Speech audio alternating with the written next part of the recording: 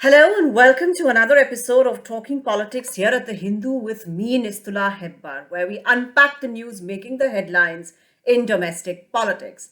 This week saw polls conclude for the Gujarat Assembly and for the Municipal Corporation of Delhi. These were pitched battles between Congress, BJP, and the Aam Aadmi Party in both these areas. In fact, I could not record an episode of Talking Politics last week because I myself had been traveling in Gujarat covering the assembly polls. The polls have been intensively covered, especially in the Hindu, so I won't refer to them in this episode. We've already done an episode on the Aam Aadmi Party's strategy for the Gujarat assembly polls. You can, of course, go back an episode back and have a look at it if you're interested. But I will be talking about things that were said in these polls in the heat of the campaign that will shape politics in the run up to the 2024 general elections. This is specifically with regard to the war over the definition of tribal communities, exactly how they should be referred as, whether they are Vanvasi or forest dwellers or Adivasi, original inhabitants or aboriginals.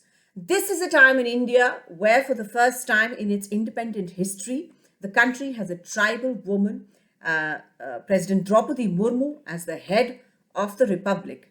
That President Draupadi Murmu was the official candidate of the NDA is also significant in terms of the debate that has been reignited over nomenclature of tribal communities. Why has the Congress, through speeches made by Wayanad MP Rahul Gandhi throughout the Gujarat polls and during his Bharat Jodo Yatra as recently as the address he gave in Madhya Pradesh, raised the Adivasi versus Vanvasi debate, and the response tendered by the BJP become important? Well, for starters, the Lok Sabha has reserved seats for scheduled tribes across the country, as have state assemblies.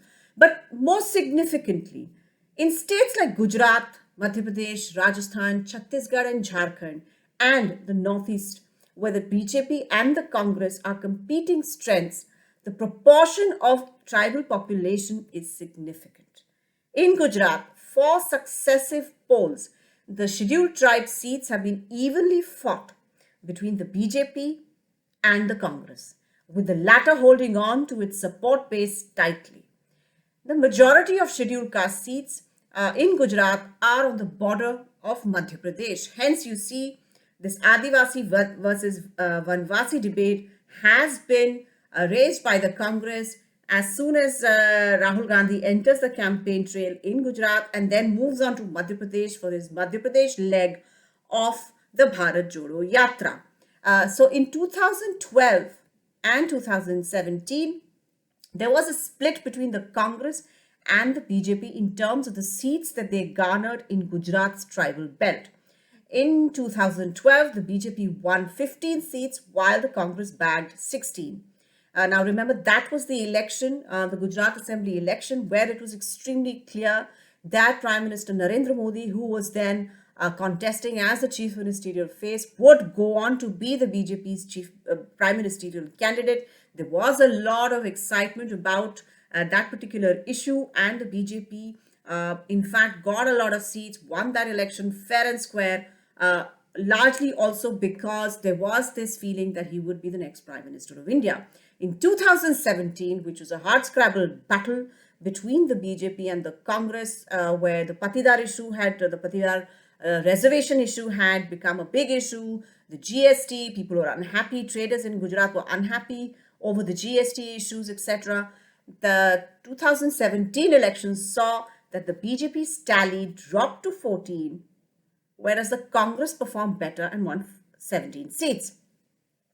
Now, scheduled tribe communities face numerous challenges, social and economic, and to garner support from these communities is crucial for parties, not just in fighting polls for reserved seats of these constituencies, just numerically, but also in terms of a larger narrative of representation of marginal communities and to break any perception of elitism. For example, for many years, it's been said that the BJP is a Brahman Baniya party, that is, It's an upper caste party attracting votes from the Brahmin community and the Banya community, which is the Vaish community, the trading community, and that they don't have that much of an outreach to Dalit communities, to OBCs, and to tribals. That was broken with social engineering in the late 1990s and the advent of leaders like Kalyan Singh and Uma Bharti, and of course, in a larger sense, with the advent of Prime Minister Narendra Modi at the helm of BJP affairs. He's India's second OBC Prime Minister, backward classes Prime Minister after Mr. Deve Gowda, and that has really helped the BJP in terms of reaching out to communities where they did not have support before. So, to also give out this kind of narrative so that communities are also attracted to you, there are various things that are needed: outreaches, narratives, and stories, and leadership. In the narrative aspect, this particular fight that's happening between over the nomenclature of just how the tribal population are to be referred to, either Vanvasi or Adivasi, therefore becomes extremely important.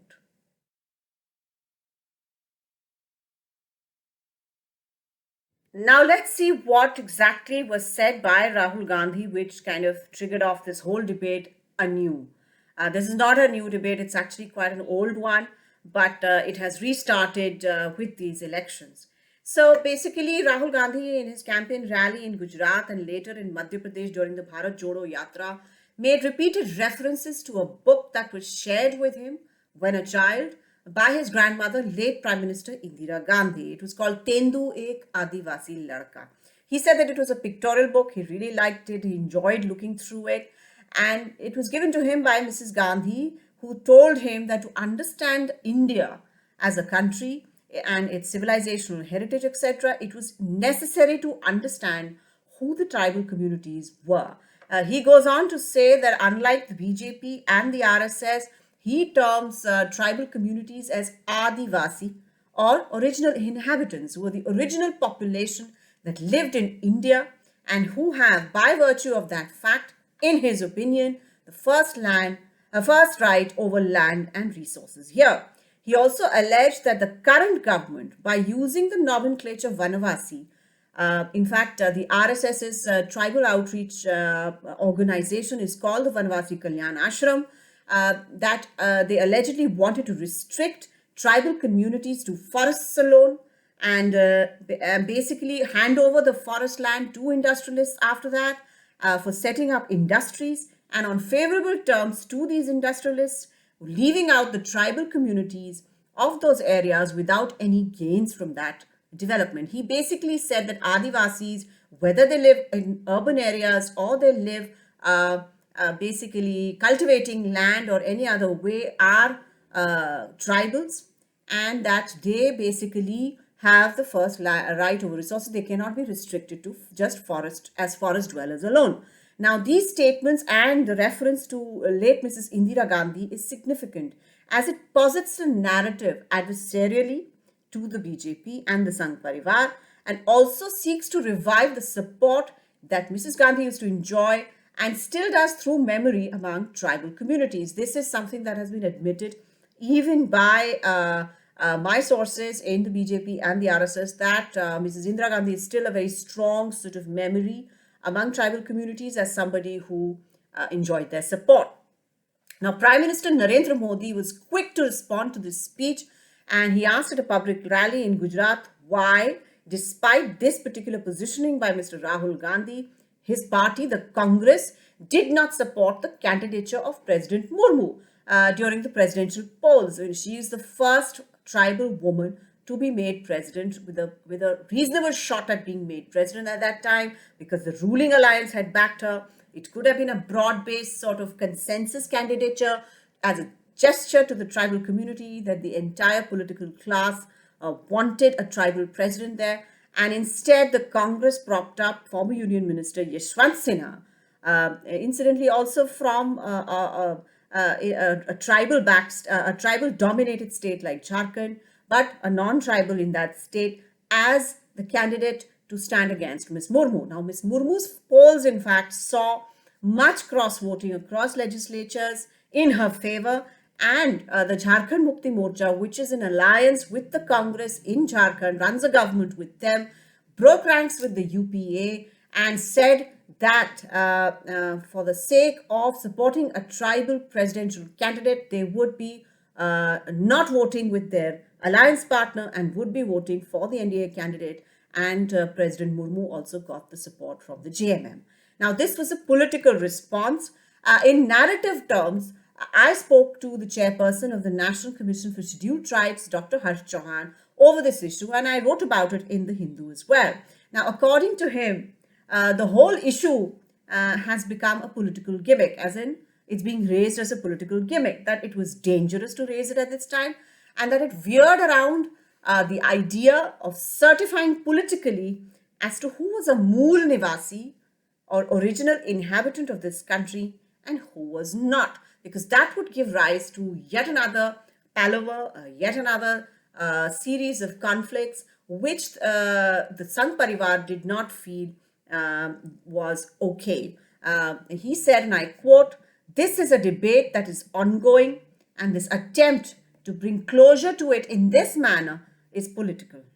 This attempt by those who want the Mool Nivasi debate on is to make it like US history, where there were Native Americans and European colonizers who suppressed the Native Americans and basically cornered all the resources for themselves." He also said that the name Adivasi was coined by the British. According to the RSS, this was to differentiate, and I've read a lot on this from the RSS's point of view as well. This was done to differentiate the religious beliefs of the tribal communities deeply rooted in nature worship, as were some aspects of Hinduism.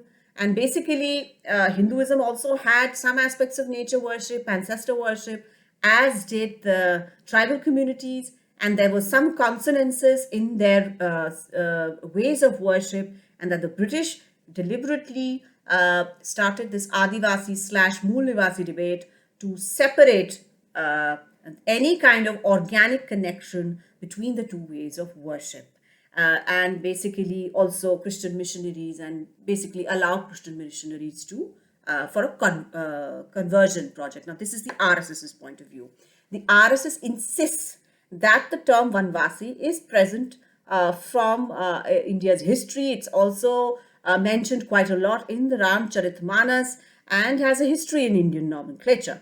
That this also directly relates, this Adivasi versus Vanvasi debate also directly relates to the theory of Aryan invasion, where it is asserted that India had an original population of the tribals, the current tribals, who were subject to an invasion by ancient Aryans who came down from the steppes and who established their rule throughout the land and established Vedic Hinduism, etc., throughout the land. Now, the Sangh Parivar has repeatedly questioned the Aryan invasion theory, and to which there has also been a major pushback from writers and authors. You can always kind of look up. There are many books written on this subject. It makes for fascinating reading, and also goes back to fights over origin of population, culture, etc. in this country. Now, these debates are all on are at one level. They are in the realm of ideas. You would think that it's all in the air. It's for intellectuals and the really educated class to kind of debate in their drawing rooms. But no, they relate closely with narratives of how identities are formulated and articulated. And through that assertion, through that assertion of identity would be rights over land, water, forests, and over developmental issues. Which way should the development journey take? Which form should it take? Now, the RSS, more than the BJP, feels that by raising this issue at this time, when Rahul Gandhi is going on with his Bharat Jodo Yatra, and the Congress has a new party president, and they are trying to get their act together, it is a strong signal that the Congress, somnolent over ideological issues for long, has decided to go back to the basics and reconstitute its base of which the tribal communities were and still remain a very strong part. Now, this was a topic that will be important to hold up against what happens in Gujarat this next week, and what happens in Madhya Pradesh, Rajasthan, and Chhattisgarh next year, and of course, the 2024 general elections. Now, for this week, however, this is all I have for you. Thank you for watching. Now, this is a topic that I enjoyed talking to you about. Please do get back to me on what you have in terms of responses, etc., and what you have to say on this topic. And do also write to me about what you would like me to take on in terms of further episodes of Talking Politics. I always enjoy feedback. I know that there's been a lot of feedback on the audio quality. I'm working to improve that. But do keep talking, do keep watching, and I'll see you next week.